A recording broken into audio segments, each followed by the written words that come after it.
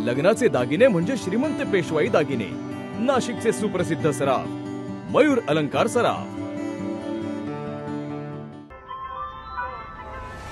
ताज्या बातम्यांसाठी नाशिक न्यूजच्या YouTube चॅनलला सबस्क्राइब करा आणि बेल आयकॉनला प्रेस करा।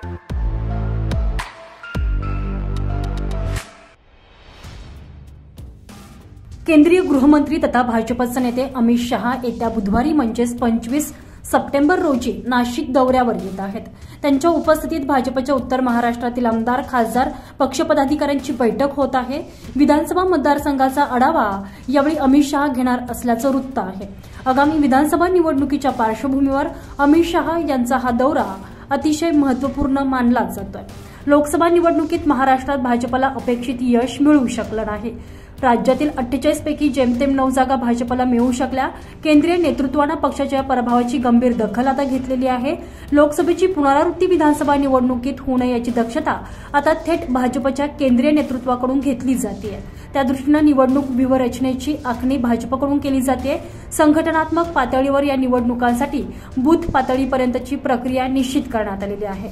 भाजप महायुतीतल्या घटक पक्षांसोबतच निवडणुका लढणार आहे। त्यामुळे राज्यातील नेत्यांनी आता महायुतीच्याच घटक पक्षांसोबत जागा वाटपाबाबत बैठकांचं सत्र सुरू केलं आहे। त्याला उत्तर महाराष्ट्रातील 8 पैकी 2 जागांवर भाजपला यश आलेलं आहे। त्यामुळे संघटनेचा आढावा घेण्यासाठी केंद्रीय गृहमंत्री अमित शहा हे स्वतः नाशिकमध्ये येऊन उत्तर महाराष्ट्रातील जागांचा आढावा बुधवारी घेणार आहे। 25 सप्टेंबर रोजी शहा नाशिकमध्ये येणार। पक्षाचे आमदार, खासदार आणि पदाधिकाऱ्यांशी संवाद ते साधणार आहेत। त्याचबरोबर कोर कमिटीच्या सदस्यांसोबत संवाद देखील साधण्याची शक्यता आहे। त्यासाठी भाजपकडनं जय्यत तयारी सुरू झालेली आहे। अमित शहा एकाच दिवशी नाशिक, छत्रपती संभाजीनगर आणि कोल्हापूर या 3 विभागांमध्ये भाजपच्या बैठका घेणार आहेत। आगामी विधानसभा निवडणुकीची रणनीती आखण्यासाठी अमित शहा महाराष्ट्राच्या दौऱ्यावर आहेत। नाशिकच्या डेमोक्रेसी हॉटेल या ठिकाणी बैठक संपन्न होणार आहे।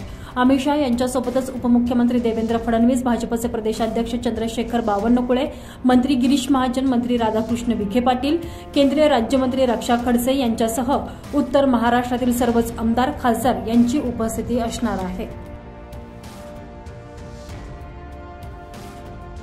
संजय परमार, नाशिक न्यूज, नाशिक।